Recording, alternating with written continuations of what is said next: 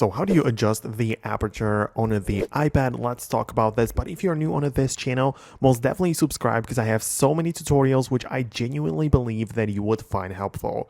Anyways, whenever you go to your iPad's camera, you want to capture something and adjust these things like special controls.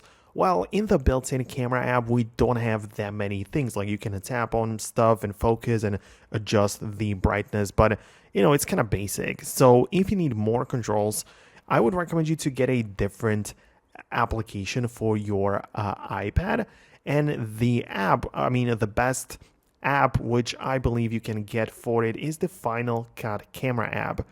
It is designed for iPhone mostly, and it's made by Apple, so it's free to download on the App Store.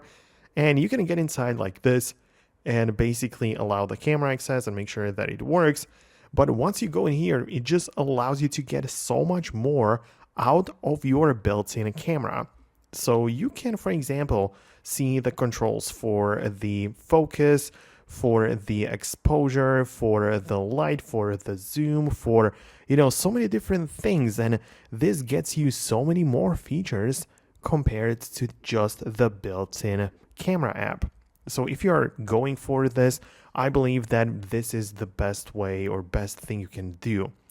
Obviously, as I say, it has been made for the iPad, so it doesn't really, for the iPhone. So on the iPad, it doesn't really work the best.